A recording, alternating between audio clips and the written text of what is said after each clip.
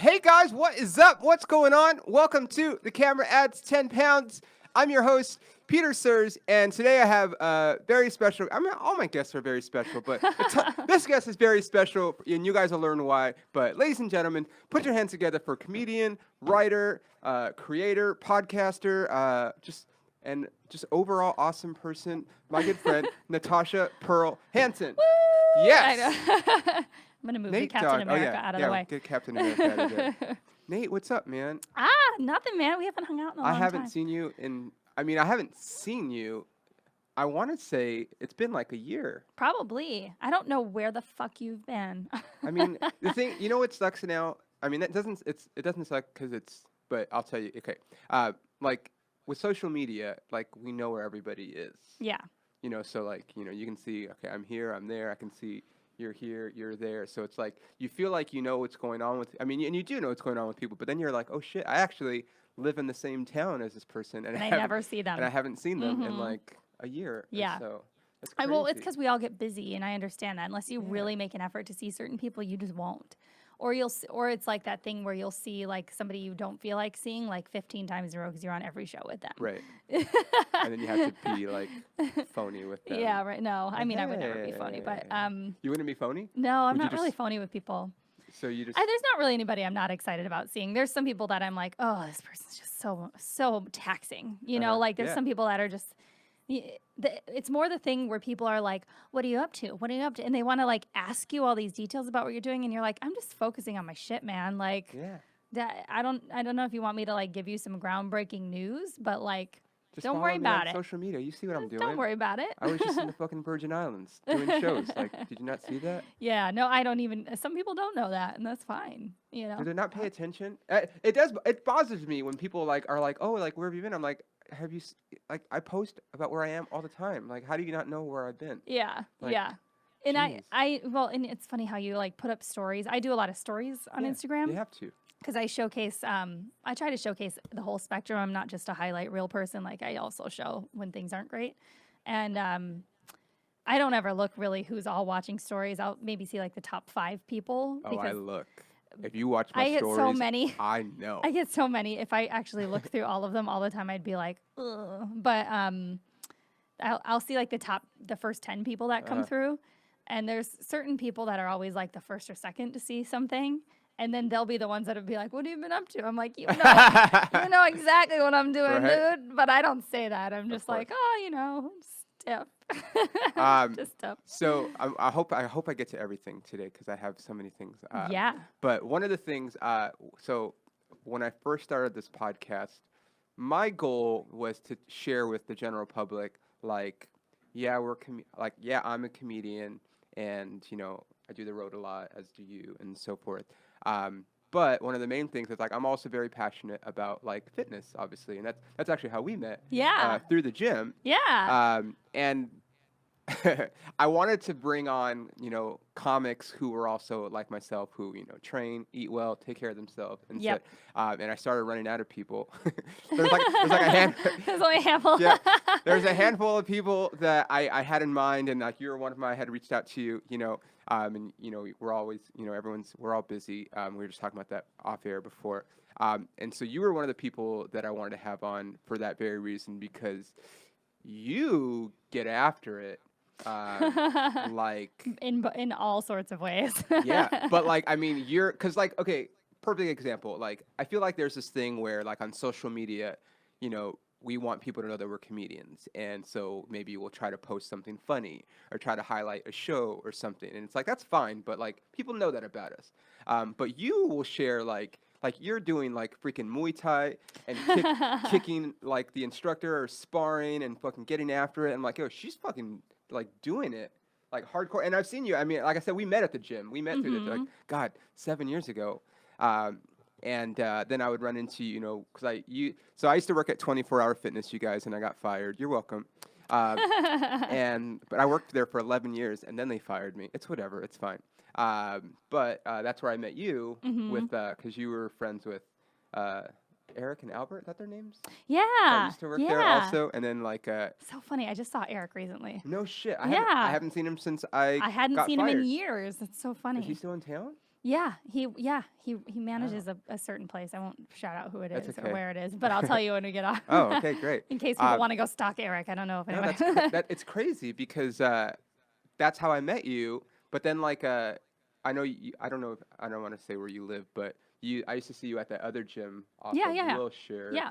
Because I used to live by there, and I think you used to live. Where do you still live? Right Yeah, there? still live in there. So there's like, but like you're always doing it. So first thing I want you to talk about is okay. We won't have to. We don't have to talk about your age or anything. Where did that come I from? don't care. Me and Jamie just talked about this on my okay. podcast. Cool. Okay. I do not care if people know my age. Okay. You can find it. I'm all over the internet. Tell him, Natasha. I'm 34. Natasha's 34. Looks amazing. Yeah, it's funny how people say that though. They'd be like, "Oh, you look amazing for 34." I'm like, "I look amazing for 22." No, you look Go amazing, fuck period. yourself. Yeah. I look better than most girls that are like half For my age. sure, But for I sure. look better than I did when I was that age because it's been that much more years of actually taking care of my body. I've also ruined my body a lot too. But But even like since who did I have last? Oh, I had Wolfie on last week. oh, I love her.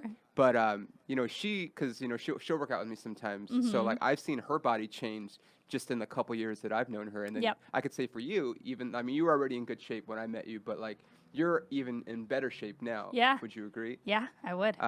And so where does that come from? Where we could talk about what you do and stuff, but like where does all that come? Because that has to come from somewhere. Yeah, I mean, I made a point when I was the first time I started paying attention to fitness. I'd always been fit. I used to run when I was in high school. I used to run on purpose by this basketball court outdoors that all the boys would play at. Wait, you used to run in Wisconsin? Yeah, oh yeah. No way. Yeah, I used to love running. Like I've in the always wintertime? loved exercise. No, I did in the summer. Okay. 'Cause it's But I fucking cold. played volleyball. I was in dance. I was always very active. Okay. So I've always been very aware of activity, but I wasn't always aware of fueling my body course. properly. Yeah. So obviously freshman year of college, drinking beer, ordering pizzas late night. I didn't put on like a freshman 15. I actually had never really weighed myself, but I was fitting into my clothes differently, and I didn't like how I felt. So the summer after my freshman year of college, I got a nutrition book and I read up about nutrition. Granted, this was a bodybuilder's book, so I peeled back a lot of things and Right. did like a more mild version of it. But I started actually like lifting weights and doing cardio with specific timing of like eating. And that summer I got chiseled as fuck when I was like 19. And after that I was like, I can probably just maintain my lifestyle and not have it be like a diet or, I saw a lot of people do like yo-yo diets and all that stuff. So I told myself from that point on I was never going to diet. And whatever I was doing was just going to be what I did. And so I was always pretty good. But then when I got to LA, What year is that? it would have been 2011 that I moved here. Okay. I joined a couple gyms. I joined 24 Hour Fitness where we met. And then I was still doing cardio and stuff, but I always felt like I wanted to be like much stronger, upper body strength, and like be able to do pull-ups and chin-ups. And so it finally took me till about 4 years ago to find Muay Thai. Okay. And then I started doing like body resistance, chin-ups, push-ups, that kind of stuff. Can you do like pull-ups or chin-ups without Yeah, like without any resistance. assistance? Without assistance? Yeah. You can pull your body up. Good for you, man. I can do like a couple at a time, That and shit's then hard. I can take a break and do a couple more at a time and do like 5 sets. But it took a long time to get to that point, and now I just feel, I have a really steady. I have all these people do all sorts of weird diets, and I'm like, I just eat well all the time, Right. and then I work out consistently all the time, and then it's just kind of It's not science. I mean, it's science, but it's not rocket science. Well, I think a lot of people they'll do in this town, especially because you have to look good for certain events and whatnot. Camera, that's 10 They'll, pounds. they'll have In the this event podcast. and then they'll freak out and they'll go to like eat pizza and donuts one day and then they just have like a bad diet for like a week Right. and then they'll go back to like some sort of crash diet and it's just like I see these people just yo-yo all the time and I'm like, why don't you just try to like be a little bit better every day? Yeah. I don't know. It's really not that. That's tough. what I mean. Like people will always ask me. I mean, I'm sure they get, especially. I bet girls always ask you, like, "What are you eating?" Because like, your abs are like insane. Yeah. But I'm always just like, look at like, depending on what time I wake up early. I'm probably waking up like at 5 or 6 every day. Oh, So- that's fucking early. I mean, I do that maybe like once a week, but. But like, so like, let's just say on an average day I wake up at 6 a.m. Right? I eat every 3 hours. Are you about the same way? 3 or 4 hours. Yeah. Okay. I don't know. I don't really keep track too hard. Oh, really? I just, when I'm Good for hungry, you. I eat. Okay. Yeah. Yeah, sometimes it might be less, but for me, it's for the most part, it's like I try to make sure I eat every 3 hours. So over the course of the day, that's like 6 or 7 meals, right? Mm-hmm. And most of those meals are going to be really good, a balance. I don't count calories or anything, but like I know what kind of fuel I'm putting into my body, like we talked about.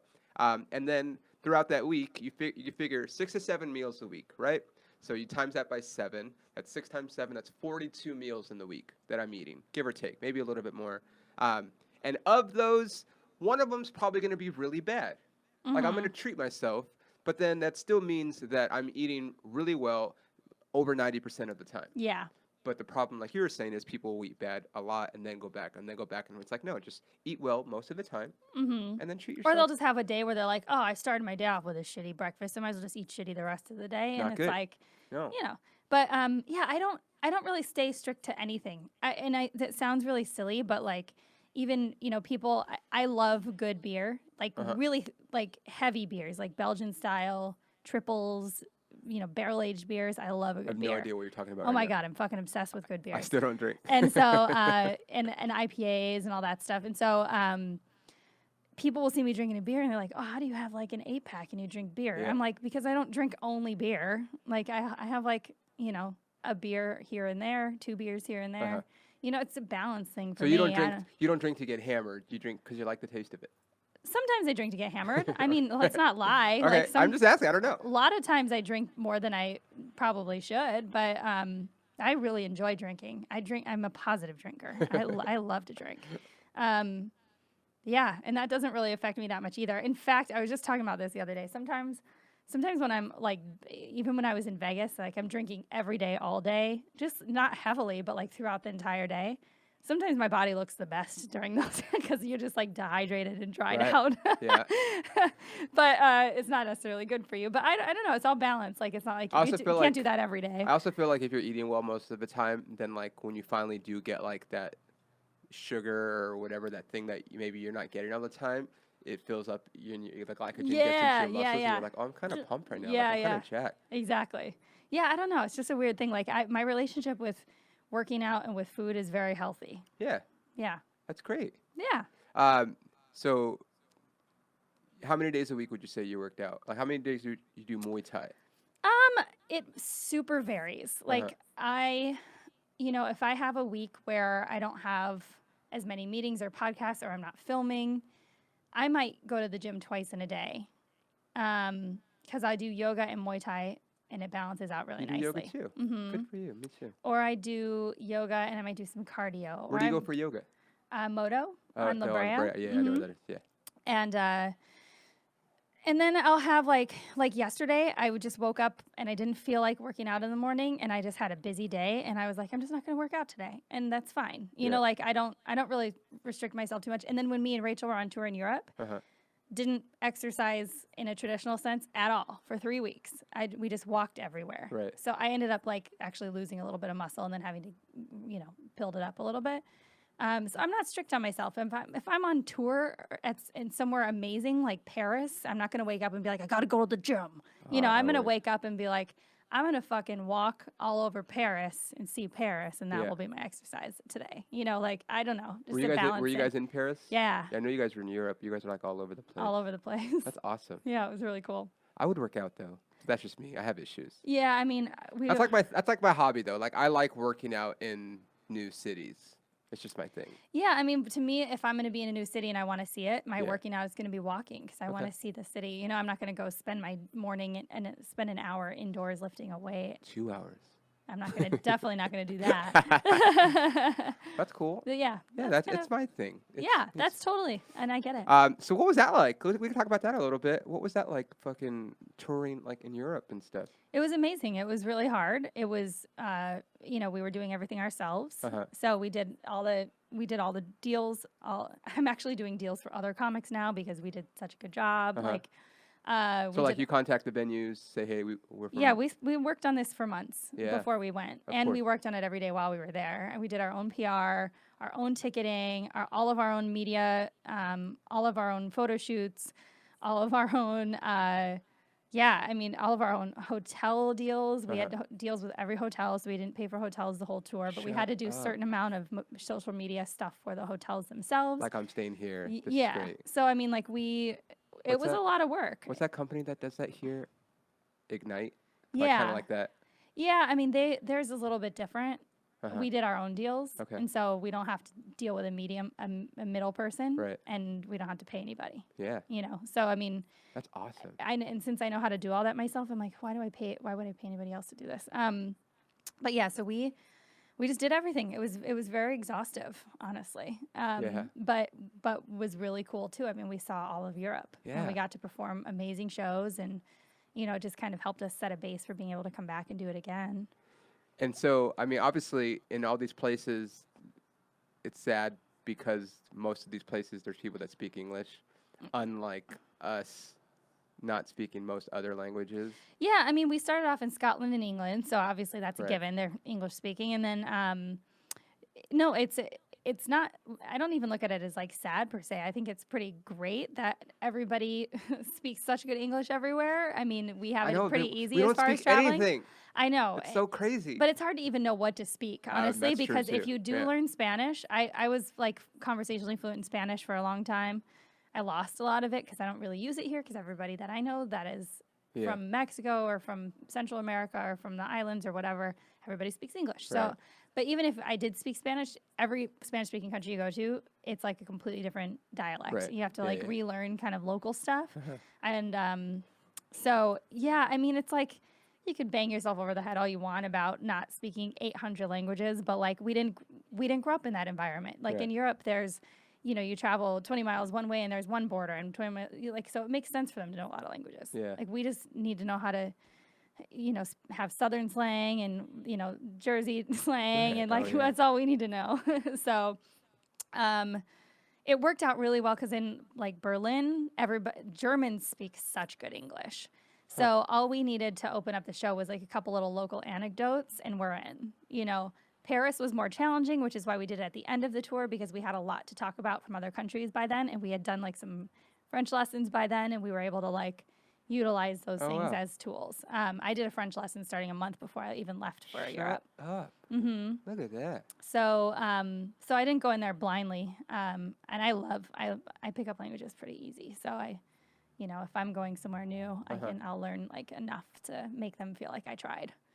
I feel like that's all people want to do is great. Yeah. Know that you tried. I try to do that like when I'm on the road, here in the States, just like if I've never been somewhere, like just kind of find out what the pulse is of that town for whatever reason. That's why I try to show up like a day early if I can, just to try to like sense out the space and, figure out what them people are all about there. So you've been doing stand-up for how long now? 9 years. 9 years. And obviously, I've talked about this on this podcast, but like, there's not a ton of comics that take care of themselves. Like, they're just not, dude. Like, there's like a small percentage, and you're one of them. But it's funny though because I was just talking about this with Jamie too. But I feel like we're in this era where like everybody's attractive in comedy. Like it's really hard nowadays to find somebody who's just like a blob. Are you serious? Yeah.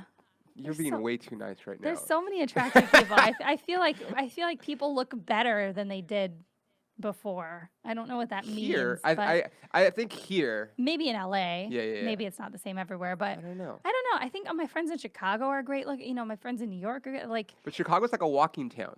Yeah.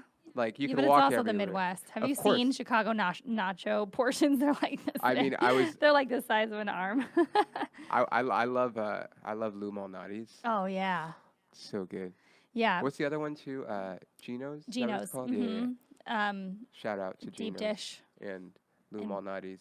But like because you do the road a lot too. Like it's grinding. I try to explain to everybody like sometimes you might be driving for hours on end, or you might be in an airport, having to catch a different flight or have a layover and stuff. So it's really easy to just not, work out or not go for that walk or whatever. So like, where else does that come from? I know you were an athlete and stuff, but like, do you feel like when I get to summer, I'm like I have to work out just so like when I do hit the stage later on tonight, like I feel energized. Yeah, like, I mean, there's something to say with that. Like if I don't get a good balance of like enough sleep and enough like good food and all that stuff, like then I feel like my performance can suffer because you just don't have like the mental power to deal with it. And that's also why I don't drink before shows. It's rare that I drink before a show, and if I do, it's probably not going to be one of my best shows. So that's why I try to not. Like if I'm somewhere.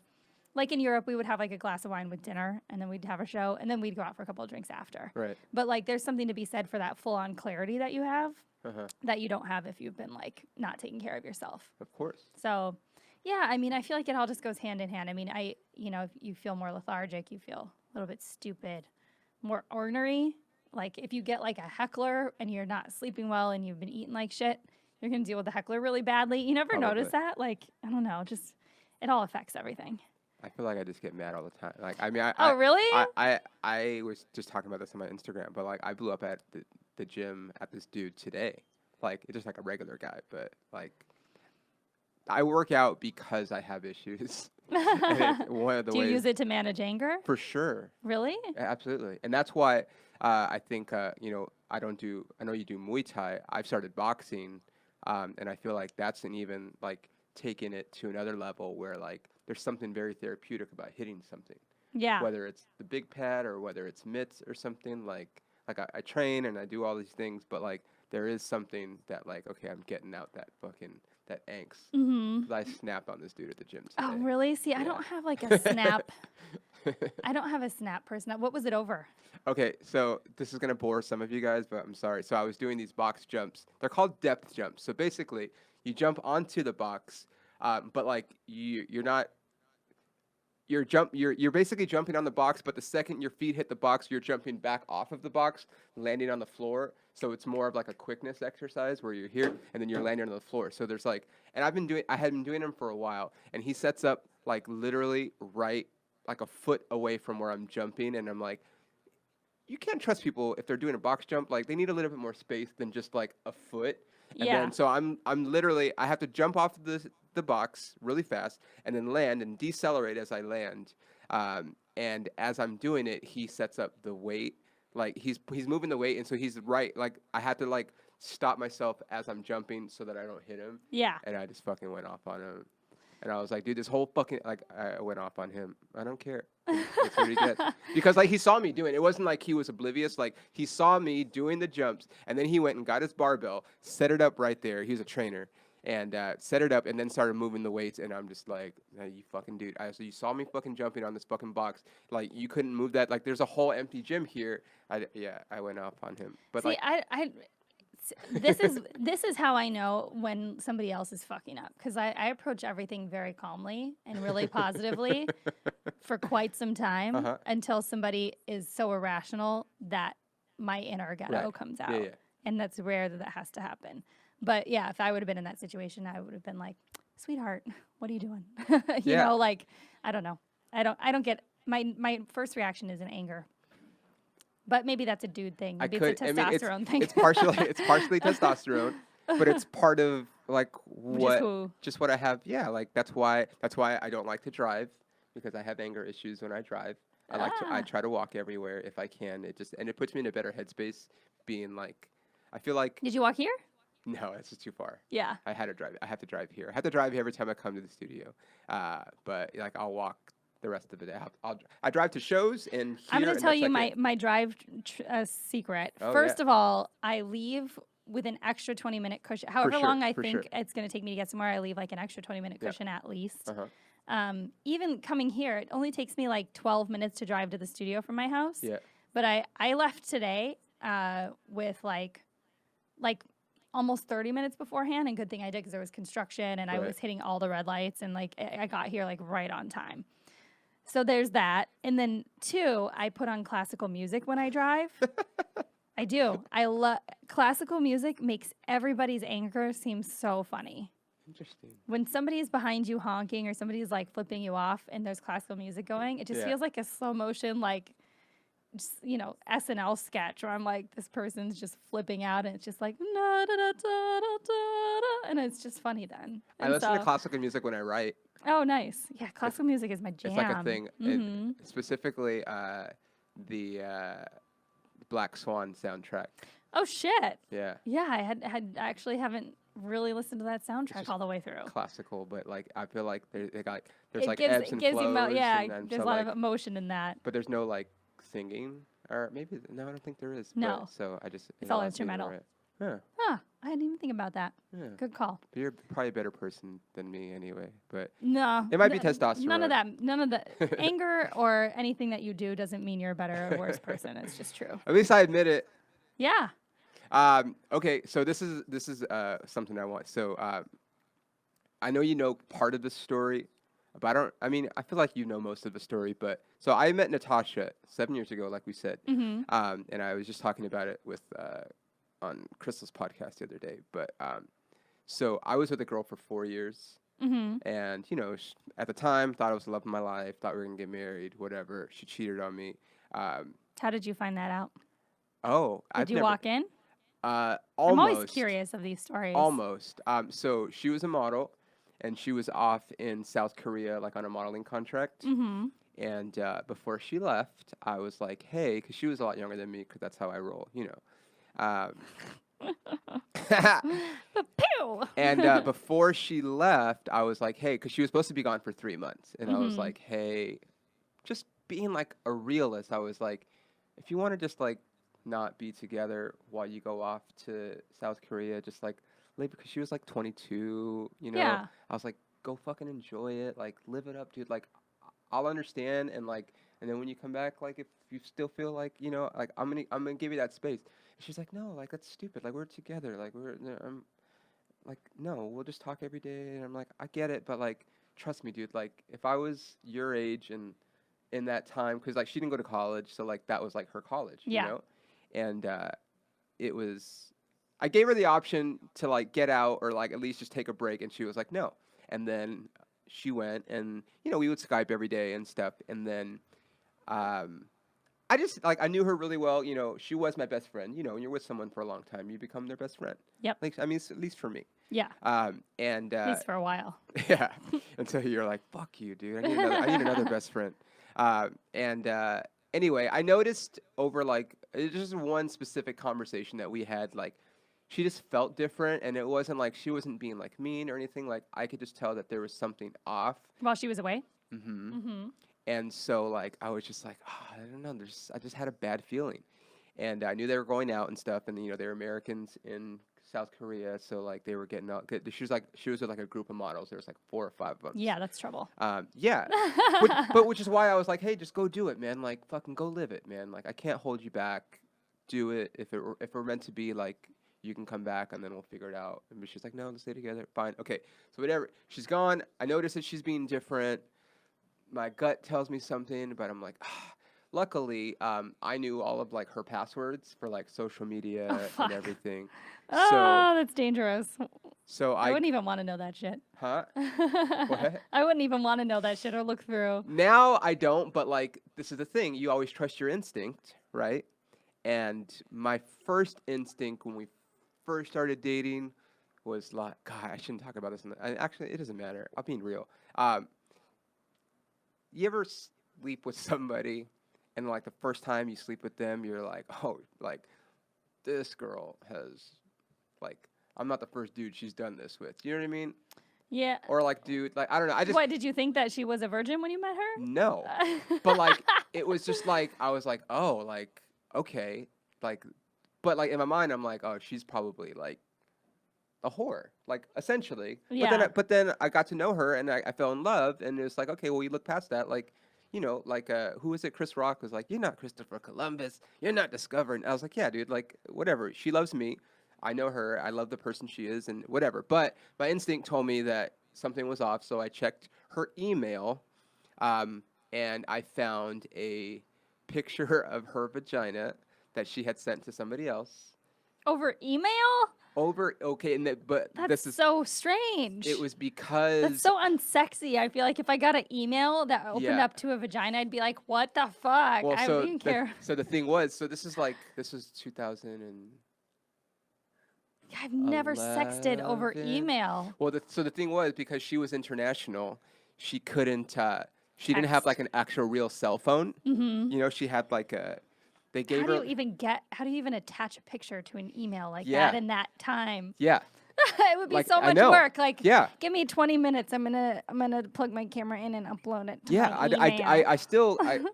That must have been how she did it. She had to have So done it with fuck. her phone, and then You have to I put a guess you could. lot of work I guess she in. could have emailed it from her phone, but it wasn't like now where you could just be like, "Bam, here's the text" or Yeah, like now it's whatever. easy. I get it, but Yeah. like, I don't God, even. this is like going crazy. Don't even sext. Even the era of I've never sent. phone pictures, let alone email. Yeah, I've never sent a dick pic ever. I tweeted this the other day. I've never because shown my vagina to anybody ever, on a text or a message or ever. anything like that. Mm-mm. My theory has always been like not that like some of these people's privacy has been invaded and like all these naked pictures that show up, but my theory forever has always been at some point I'm going to be relevant enough to where I don't want any of this shit to come back and haunt me. Yeah. So I'm not going to send any of like I've always been that way and I've Yep. never sent one. But Yeah. anyways, that's how I caught her cheating on me. So fast forward to now I'm working at 24 Hour Fitness and like it fucked me up, man. Like I was super depressed, whatever. And that's why Eric and Albert were like, dude, we just gotta take you out. And they were like, we were going out all the time, like, you know, all the bars that were right there by where we worked. And so I had met you right then, like we had gone out. I feel like we went to like Big Wang's or something. Yeah. I met Um, all you guys out. Yeah, Mhm. and it was just like at a time in my life where like I just needed to just be doing anything because I was super depressed and I was seeing a therapist and everything. Like it really messed me up. And then you invited me to one of your shows, Mm-hmm. and it was I think Comedy Store, right? It's you're doing deep dish. Uh-huh. I just talked about this on another podcast, and like I remember just going, but like because I just like I need a laugh, and like I will also because I was going through such a tough breakup, I wanted to do as many things as I could that didn't remind me of her, Yeah. you know. And we didn't really go to comedy shows, even though I loved comedy, just because she. When we first started dating, she wasn't 21, so there were certain places she couldn't go. But anyway, I remember going and seeing people. I was telling like Sarah Silverman popped in that night. Uh-huh. And like there were some people like that I thought were funny, and there were some people that I thought were not funny, and there were people that were like okay. And I just remember being like, man, like I feel like I could do that. Like that going to your show made me feel like I could get up on stage and at least be okay. Yeah, and I remember coming into 24, I think, after that, and you were like, I think I want to try stand-up. And I Yeah. think I was like, do it. Yeah, just get up on stage. I was And like, that's the just best. get up on stage. That's the best advice. Is just just get up and do it. Like everyone always asks me, like, "Oh, I would love to do that," and it's like, how you just get on stage. You have to just do it. Like, that's what I tell everybody. And sometimes people will be like, why do you encourage people to, like, come and saturate our market? I'm like, it doesn't fucking matter. No. Like, people weed themselves out if it's not for them. Right. But if it is for them, what if there's somebody that changes shit or makes things great or like it doesn't affect you. Leave it alone. I'm not insecure to think that like there being a bunch of people in comedy is going to affect me. Like at the end of the day, if I do my work, like I'm going to get rewarded for my work. Exactly. Here, especially now with like all the different media outlets and social media and all the different platforms like streaming. Like there's a million places where stand up can live. And yeah. people love stand-up now, so it doesn't matter. Like, I do the road a lot, and, you might do a show here in LA where there's like 20 people, and then you do a show in some shit town, there's like 300 people there. You're like, what the hell? Like, Yep. stand-up is, and then there's a different thing about when you leave here and go somewhere, just the fact that you're a comic from LA, they're like, oh. Like, yeah, I mean, it kind of depends what city, because sometimes you're like rivals, and they're like, but when like that's why me and Rachel did so well overseas is like, a lot of LA comics with LA credits don't come over there, so like, we're more appealing. Yeah, we're not the same as just like a local French dude, you know. Although we met some of the comics, and like. The French scene was very interesting. You should go sometime. But I would love to. French comedy is so new. Uh-huh. Like, comedy in America has been around for quite some time, stand up. Yeah. But French comedy is new. So I'd say like 70% of the people on the scene have kind of like jokes we've all heard before, a little more simple. Now, are they telling jokes in English or are they telling jokes in French? Both English and French. Okay. It was interesting watching one of the French shows because, like, unless somebody was physical, you couldn't Right. tell at all. And, like, we were laughing at all the wrong times because it would be, like, the physical thing that they would do that we would laugh at, and then they'd say the punchline, and we wouldn't obviously know what they were saying. But when they were doing it in English, and obviously their English is their second language, so it makes sense, but, like, their jokes were simple. And one of the French comedians was telling me this, too. He's like, compared to American comedy, we get a lot more like hacky stuff because it hasn't been done yet here, but you've heard it all back in the States. And he's like, and this guy is a really good comic, but the couple that do it in both English and French that are at the top of their French game are so fucking good. Like beyond anything I've seen in LA. So like this disparity, it's almost like lower class, middle class, upper class. Like the upper class is that much more elite in Paris because like they speak multiple languages and their humor spans. Like some of the most intelligent English jokes that I heard were from some of the top French comedians. Interesting. It was really fucking cool. It was like cool to be astounded by that. I guess is the right word. But yeah. So, I mean, but that's whenever I see like people being like, oh, what about, and I'm like, dude, there's a million people are making their own way all over the world. Yeah, so everywhere. Whatever the fuck you want to do, just do it. Yeah. Get a camera, get a phone. Doesn't matter what anybody else is doing. Yeah, just do your thing, man. Like you can sell, and just like you guys did, like were you, I'm assuming that you guys were performing in like venues, like not necessarily comedy clubs, like in some of these places. Right, venues, yeah. Yeah, so that in itself is doing your thing, carving your own path. Yep. You know, you guys did it yourself. Like you said, you know, you put in the media time, the promoting and all that stuff. So, because are there actual comedy clubs there too? Yeah, there are comedy clubs. It tends to work better for venues if you want to set up your own ticketing link. Right. It is, it's just tough to say what's the best route. I mean, like even with tours I do in the U.S., same thing. Like I'm about to do my own Midwest tour. I'm not playing any comedy clubs. I'm doing all venues because I would rather, if I'm going to do my hour, I want to promote it myself. I want to curate who I want to come open for me, and I want the tickets to go directly into my PayPal. Yeah.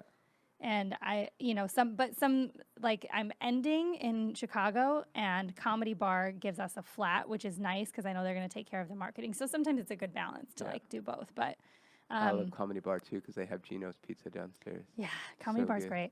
But yeah, so it's just I don't know. That's also a balancing act. But I love being in charge of my own tours and tickets. Yeah, it's great. I mean, there's really, if you want to put in the time and the energy, because it's a lot of time, it's a lot of work, but like you can do it. Yeah.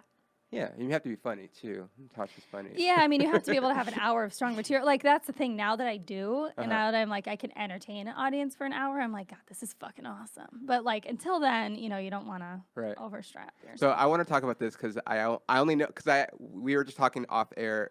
I've known Natasha for, like I said, 7 years, but I haven't seen her in probably like a year. I know. Even though we both know what's going on with each other's lives and stuff. What I gotta know what happened with your special shot on your wedding.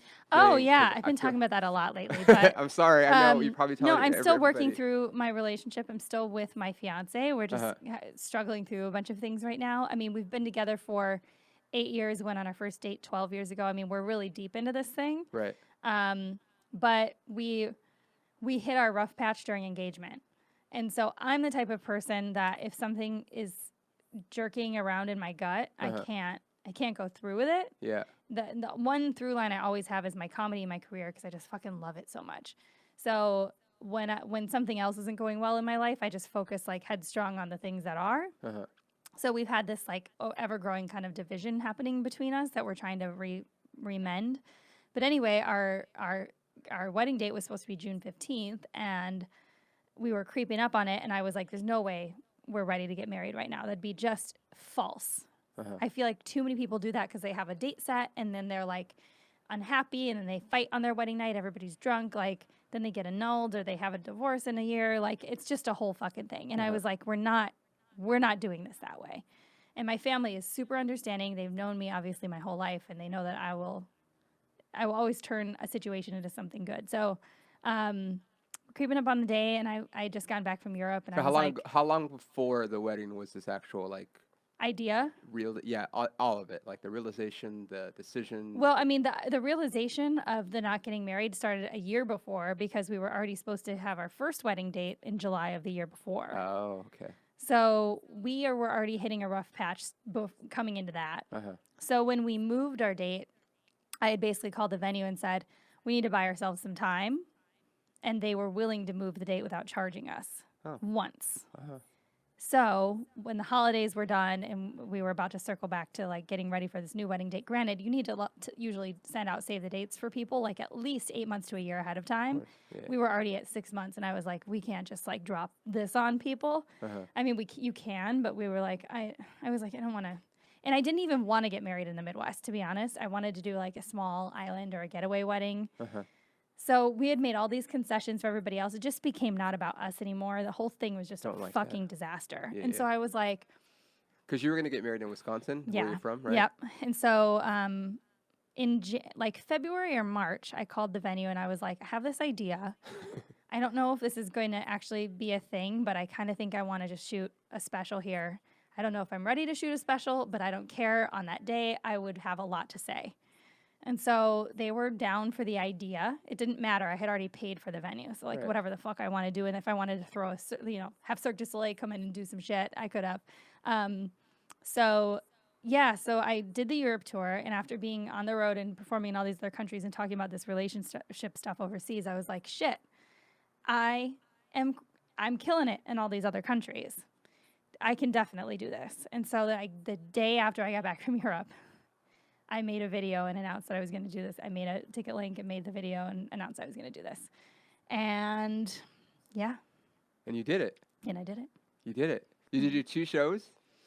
No. You did it all just one take. One take. One fucking take. Shut up. One take. And anything that I said and did in it that was unplanned, I'm leaving because it's very real. My entire family, everybody I grew up with, I knew every single person in that audience. I sold it out to all people that I knew and loved, and they all paid hefty ticket prices to come be a part of the day. And hired a crew. My director flew in from LA, and we just made it happen. And it's going to be really unique. Yeah, I bet. It sounds like it. I was just like, I'm watching this whole thing transpire, and like I said, like I haven't seen you, and I'm just like, this is crazy, but also so cool. Thank you. Yeah, it was definitely different. But I'm just, I'm really happy. I'm really happy that I had the ability to turn it into something cool. Yeah. Because most people would just be like, I guess it's just, $7,500 down the drain and venue fees wasted, or like cancellation fees or whatever. And, instead it's going to be something really cool and artful and like really personal. Never been done. Yeah, and is it going to be like a traditional comedy special? No, it's not meant to be. It's like, and also some of the jokes I've already done in that I wrote like for that day are better jokes now, and that's just how it's going to be. Like by the time it comes out, you'll be able to see me on tour doing like even heightened versions of some of this stuff, or from a post perspective, because that was like a from that day perspective. Isn't that funny? I'm the same way. Like on some of my albums that I've done, where like I'm like, oh man, now this joke is a little bit better. Yeah, that's just gonna be life. It's gonna just get. Of course, you're gonna do something, and then later you're gonna be like, oh, this is a better way to do it, because that's just like how you should progress as a human being. So, so I love it. I love that that's a day and a moment in my life and my experiences that is captured, and it's captured really cool. Yeah. And it means a lot to me, and it doesn't mean that I think it's the most amazing piece of anything ever created, but to me, I think it's one of the most amazing fucking things I've ever had the luck to be a part of, and I made it happen. So it's pretty cool. And you didn't get married. Yeah, which is also like a bit like, I mean, to me it's like I'm at the I'm 40, so I'm at the point where everyone wants to know when you're getting married, and it's like, oh yeah. I mean, I don't know, dude. Like, I'm a comic. It's a tough lifestyle. Like, it takes a very special person to put up with the lifestyle of a comic. But also, like, the money is not great all the time. I mean, most of the time it's not. So Yeah. it's like I want to have like a nice wedding, a nice this, and it's just like it's just not conducive The to Yeah, the biggest rift that I have is with my fiance's family. really. Yeah. I have every other family that I've ever been a part of, or all my best friends' families. I'm so close to every parent that I've ever met. His family's the only family that just really hates what I do. Really. It's Like pretty hates that it's you're a pretty comedian. painful. Are they like Yeah, religious? I don't know what they are, but they just don't My they gr- don't approve. my girlfriend's my girlfriend. You've met Ashton. So her like parents are super cool, but they've also like sorry babe, they've been divorced a few times, both of them. Yeah, So they're a little bit more their judgment on those things is not the same. correct. Yeah, You that's know, not a but negative thing. they're from That's Oklahoma, so like it's very Bible Belt, very so like a ooh, lot of her yeah, that's family rough. is like super Bible Belt, and so like for example, her grandma, who's super sweet, but like I remember she was telling her grandma like, oh, like Peter's going on tour, this and that, and she was like, oh, is he a musician? And it was like kind of like an enthusiastic like, oh, is he a musician? And she's like, no, he's a comedian. And she was like, oh.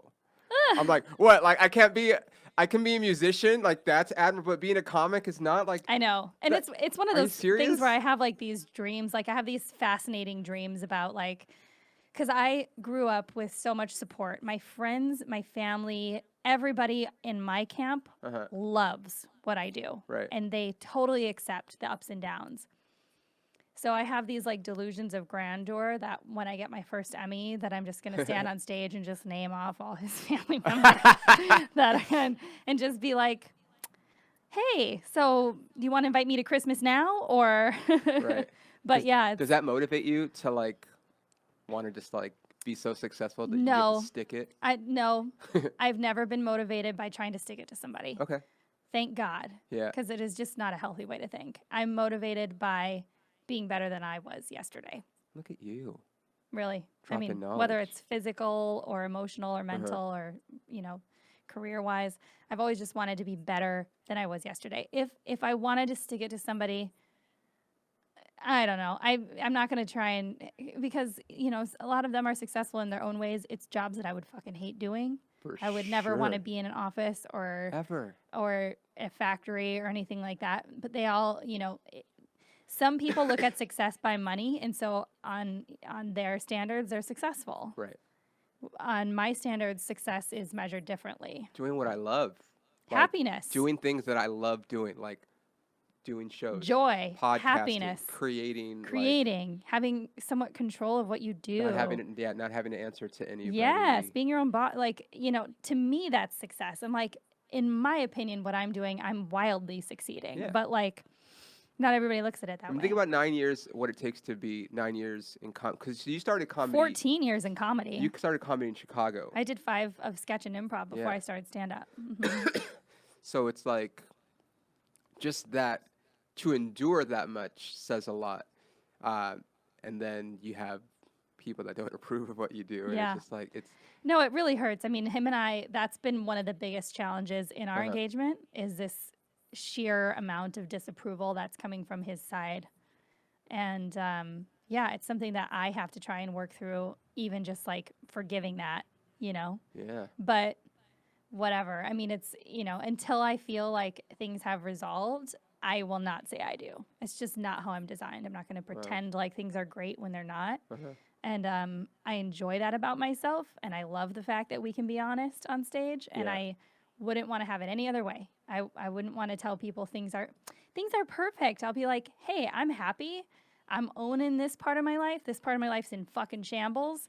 And maybe it'll all be like find its way back to center someday. But like right now, there's one chunk of my life that's a mess, I feel like people though like I mean, you could probably tell me, but like that kind of truth is what connects you to people like after shows, especially like I mean, there's a lot of people like in comedy that are super great joke writers, way better than I probably ever will be, but like there's certain parts of like my comedy, like when I'm talking about like my dad and how he was in prison and stuff, and like that's very truthful for me.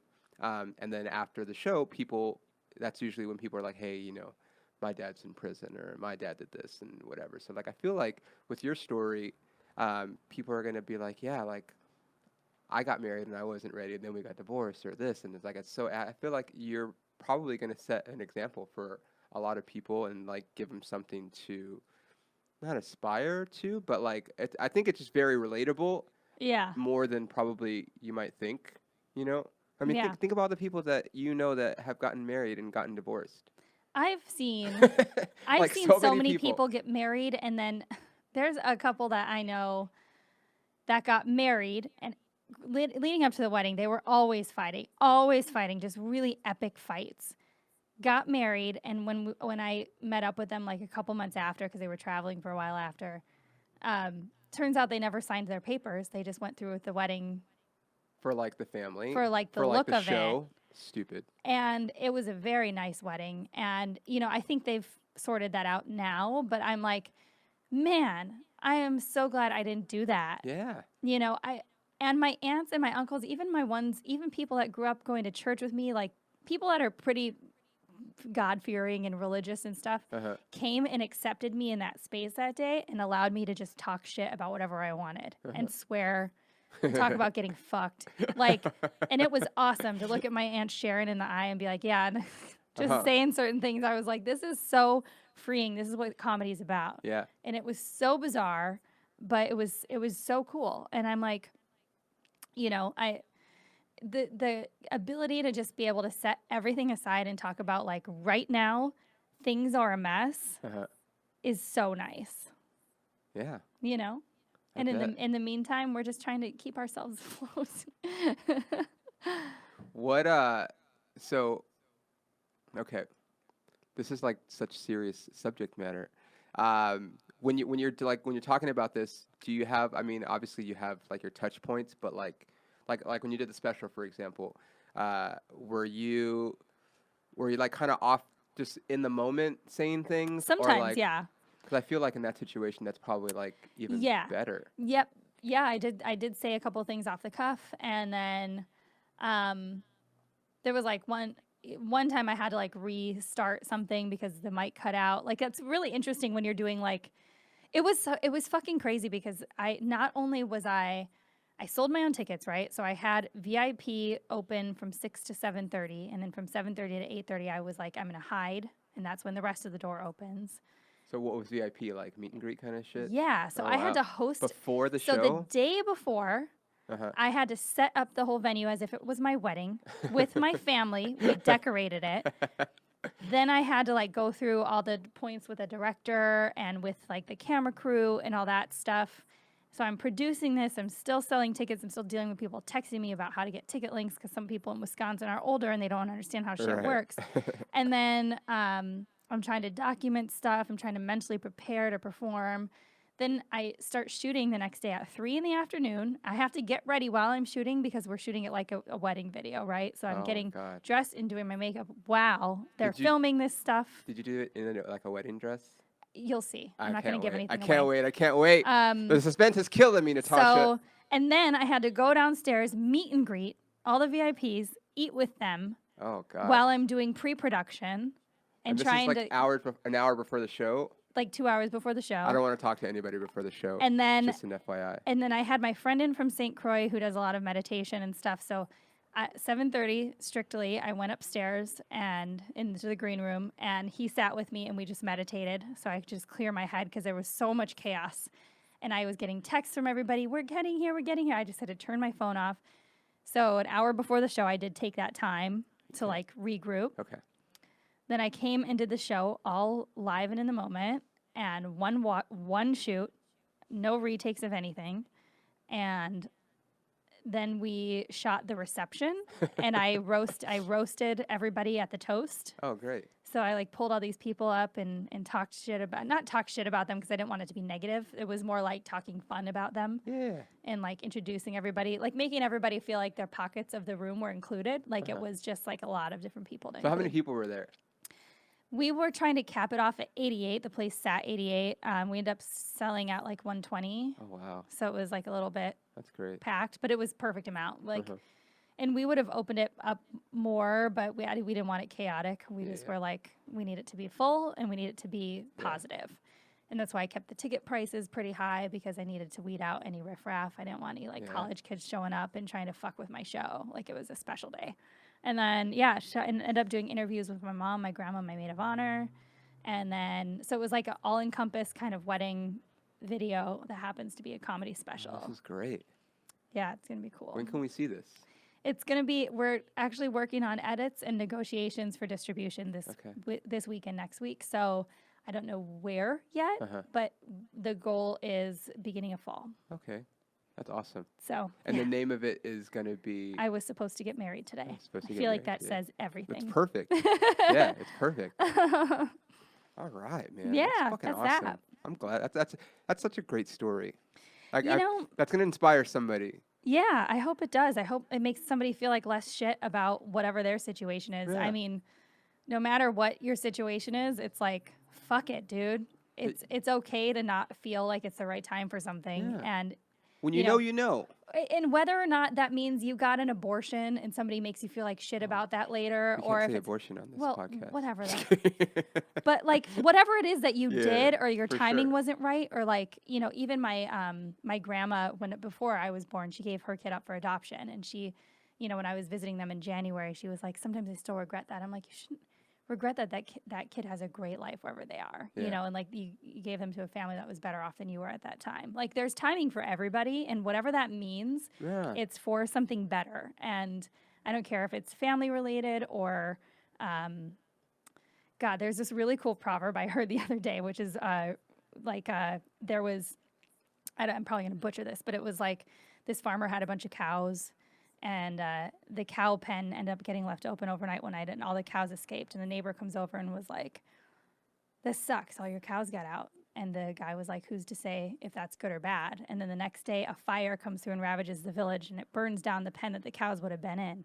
And the neighbor comes over and he's like, "Oh, it's so great your cows weren't here. The fire would have destroyed them." And the guy's like, "Well, who's to say if that's good or bad?" And then the next day, the son of the cow owner was tending to the fields trying to recoup where the fire had burned, and he breaks his leg. And the neighbor comes over and he's like, "So shitty that your son broke his leg." And the guy's like, "Who's to say if that's good or bad?"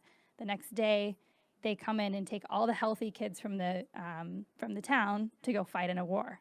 And the neighbor comes over and is like, "Oh, so lucky that your son broke his leg yesterday." You know, so it's like, if you want whatever perspective you want to have on something, somebody might be like, "Oh, that's shitty so sorry that you didn't get married."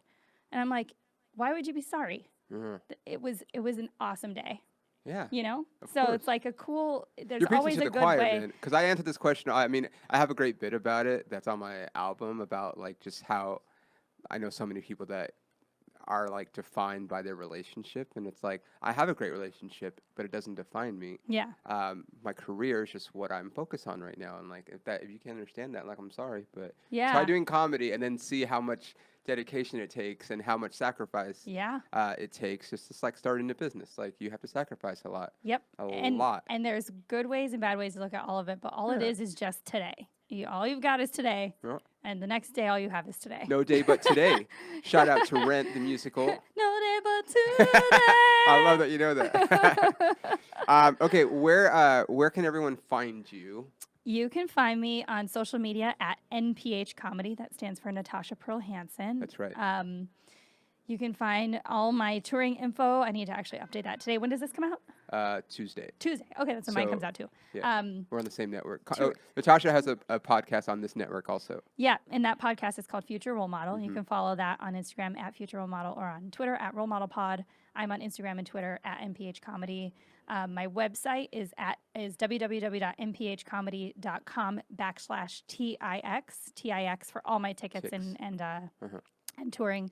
So yeah, that's where you can find me for all the things. I was just like every time I try to print, like if I'm promoting a show and I'm like, get your ticks, it always autocorrects it to tux, and I'm like, no, dude, it's ticks. I have to go back and fucking reset I don't know why I started doing TIX, but tickets was just too long of a word for ticks is people to great. type in. So people actually type in ticks. I don't know what it is. Well, thank you. Like I said, you know, we met for a reason, Mm-hmm. And like at that time in my life, you know, I was sad, I was this, and then you invited me to your stand-up show, and then I thought I could do comedy, then I did, and here I am 7 years later, still doing comedy. Everything happens for a reason, kind of the theme of this podcast. Yeah. And it was great. Like I could have easily met someone like in a shitty band and went and saw like a show. Like, oh, I just started a band, but like it ended up being comedy, and it's like, Thank God. yeah, I know. It'd be like the best and worst. It's like it's been like the best and worst thing because comedy is a blessing and a curse. But if you love it, you love it. You know. If you like this podcast, I hate that I have to say this, but like it on like iTunes or whatever. Subscribe, share, comment, leave a review, all that good stuff. When you guys hear this, I'm going to be in Tucson, Arizona, Friday and Saturday, July 19th and 20th at Laughs Comedy Club in Tucson. Shout out if you're in Tucson for some reason. God help you, but if you're there, come see me do comedy. Let's hope I don't get pulled over by the Border Patrol again on my way out there. And that's it, guys. Thanks for tuning in to The Camera Adds 10 Pounds. We'll see you guys next time. Thank you. Yeah. Bye guys.